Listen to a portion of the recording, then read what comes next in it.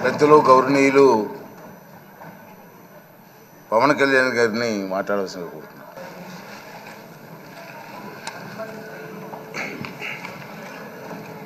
పదహారవ శాసనసభకి ఏకగ్రీవంగా ఎన్నికైన సభాపతి శ్రీ చింతకాయల అయ్యన్ పాత్రుడు గారికి హృదయపూర్వక నమస్కారాలు, మీ శుభాకాంక్షలు. ఇది నేను మొదటిసారి అసెంబ్లీలోకి అడుగు పెట్టడం. ఇలాంటి సుదీర్ఘ రాజకీయ అనుభవం ఉన్న దాదాపు 7 సార్లు ఎమ్మెల్యేగాను, ఒకసారి పార్లమెంట్లో అడుగుపెట్టిన మీకు, Panchayati Raj, technical education, forest, R&B అనేక మంత్రిత్వ శాఖల్ని సమర్థవంతంగా నిర్వహించిన మీకు ఈ సభాధ్యక్షుడు, ఈ స్పీకర్ స్థానంలో కూర్చోవడం నాకు చాలా ఆనందంగా ఉంది. ఇన్ని దశాబ్దాలు ప్రజలు రాజకీయ జీవనంలో ఇన్ని దశాబ్దాలు ప్రజలు మీ వాడి వేడి చూశారు. మీకు కోపం వస్తే ఋషికొండను చెక్కినట్టు ప్రత్యర్థులకి పదునైన ఉత్తరాంధ్ర యాసలో గుండు కొట్టేస్తారు. ఒకటే బాధేస్తా ఉంది సార్, ఇకపైన మీకు తిట్టే అవకాశం లేకపోవడం.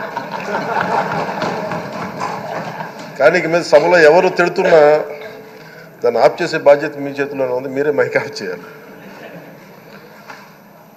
అంటే మా చిన్నప్పుడు నేను చూసేవాడు, ఒకసారి అల్లరి చేసే అబ్బాయిని క్లాస్ లీడర్ చేసేవాడు చిన్నప్పుడు మా స్కూల్లో. కానీ ఇన్నాళ్ళు ప్రజలు మీ వాడి వేడి పలుకులు, మీ ఘాటైన వాగ్దాటి చూశారు. ఈ రోజు నుంచి రాష్ట్ర ప్రజలు మీ హుందాతనం చూస్తారు. డిబేట్స్ వెనకాల దాక్కుని సంస్కారహీనమైన భాషలని, భావాలని రకరకాల మాధ్యాల్లో విరజిమ్ముతూ ఉంటారు. దాని నియంత్రణ మీ ఆధ్వర్యంలో ఇక్కడి నుంచే మొదలవ్వాలి. ఇందాక సభానాయకులు గౌరవ ముఖ్యమంత్రి శ్రీ చంద్రబాబు నాయుడు గారు చెప్తారు, ఆడబిడ్డలు ఏ విధంగా నలిగిపోయారు ఈ రాష్ట్రంలో గత 5 సంవత్సరాల్లో. చిన్న లేదు, పెద్ద లేదు, ఎవరని లేదు. ఎవరన్నా సరే ఒక మాట మాట్లాడితే వాళ్ళు వ్యక్తిగతంగా దూషణ, సోషల్ మీడియాలో వాళ్ళని క్యారెక్టర్ అసాసినేట్ చేయటం, వాళ్ళు పెద్ద నాయకులు కావచ్చు, కార్యకర్తలు కావచ్చు, లేదా వాళ్ళకి ఎదురు తిరిగి ఒక ఒపీనియన్ చెప్పి ఎవరైనా సగటు మనిషి కూడా కావచ్చు, అది ఇక్కడితో ఈ రోజు నుంచి ఆగిపోవాలి అధ్యక్ష. అది మీ ఆధ్వర్యంలోనే మొదలవ్వాలి. గత ప్రభుత్వం తాలూకు సభ జరిగిన విధానం చూస్తే ఈ వ్యక్తిగత దూషణ ఇవన్నీ చాలా ఇబ్బంది పెట్టే ప్రజలు. ఈ రోజున వాళ్ళకి 11 సీట్లకు పరిమితం అయ్యారు, ఈరోజు లేరు, ధైర్యం లేదు వాళ్ళకి. విజయాన్ని తీసుకోగలిగారు కానీ ఓటమిని కూడా ధైర్యంగా కూర్చుకునే వాళ్ళకి స్థాయి లేదు, వాళ్ళకి పారిపోయారు ఇక్కడి నుంచి. భావంలో ఉండే తీవ్రత భాషలో ఉండాల్సిన అవసరం లేదు. భాష మనుషుల్ని కలపడానికి కానీ విడగొట్టడానికి కాదు. భాష విద్వేషం రేపడానికి కాదు, పరిష్కరించడానికి. ఎంత జటిలమైన సమస్య అయినా, భయంకర సమస్య అయినా చర్చల ద్వారా పరిష్కరించుకోవడానికి కానీ వివాదం సృష్టించడానికి కాదు. ఈ సభ ఉన్నది అందుకు. కానీ మనం చూసింది వాళ్ళ దగ్గర నుంచి బూతులతోటి, వ్యక్తిగత దోషులతోటి రాష్ట్ర పురోభివృద్ధిని ఆపేశారు. అలాంటి సభ కాకుండా ఇందాక మన పెద్దలు శ్రీ గౌరవ ముఖ్యమంత్రి చంద్రబాబు గారు చెప్పినట్టుగా ఇది భవిష్యత్తుకి ఇది ఒక ప్రమాణం అవ్వాలి. 2047 వరకు ఇంత అద్భుతమైన స్థానంలో మనకి ఆంధ్రప్రదేశ్ తెలుగు జాతి ఉన్నత స్థాయికి వెళ్ళాలంటే ఈరోజు మనం వేసే ప్రతి అడుగు అది భవిష్యత్ తరాలకు ఒక నిర్దేశక ఒక టచ్ స్టోన్గా ఉండిపోవాలి, గిట్ రాయిగా ఉండిపోవాలి.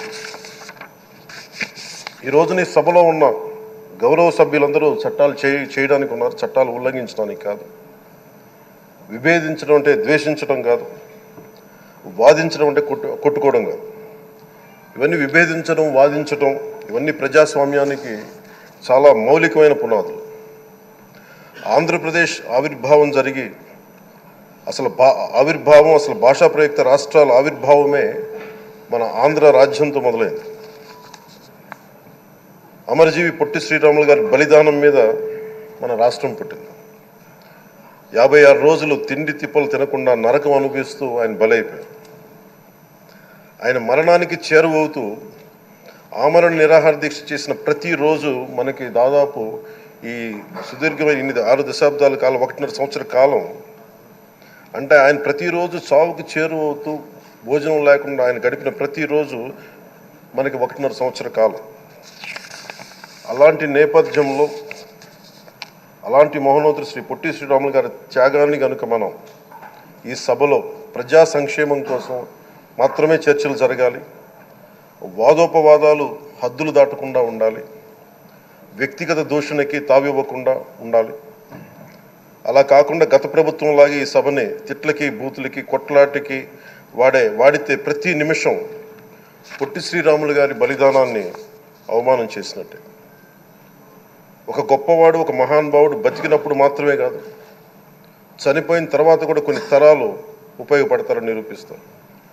అలాంటి కోవకు చెందిన మహానుభావులు ఆంధ్ర రాష్ట్ర సృష్టికర్త, భాషా ప్రయుక్త రాష్ట్రాలకు శ్రీకారం చుట్టిన ద్రష్ట, అమరజీవి శ్రీ పొట్టి శ్రీరాములు గారి స్మృతిలో ఒక విలువలతో కూడిన ఒక సత్సాంప్రదాయాన్ని తెరలేపుతూ మీ ఆధ్వర్యంలో ఈ సభ జరగాలని, ఈ 5 ఏళ్ల ప్రజాప్రస్థానంలో ఈ విలువైన 5 ఏళ్ళు రాబోయే తరానికి గొప్ప భవిష్యత్తునిచ్చేలా, అన్నం పెట్టే రైతుకి, కౌలు చేసుకునే రైతుకి, రైతు కూలీకి అండగా ఉండేలా, మహిళలకి భద్రతతో పాటు ఉన్నత స్థాయికి ఎదిగేలా, ప్రభుత్వ ఉద్యోగులకి భద్రత కల్పించేలా, పశువు పక్షి ప్రకృతి సర్వజనులందరికీ కూడా మతాలకి ప్రాంతాలకి అతీతంగా సుభిక్షంగా అభివృద్ధి పదంలో ఆంధ్రప్రదేశ్ ఆంధ్ర రాజ్యం అద్భుతమైన ప్రగతి సాధించేలా ఈ చర్చలు సాగాలని కోరుకుంటూ, సభాపతి అయ్యన్న పాత్రుడి గారికి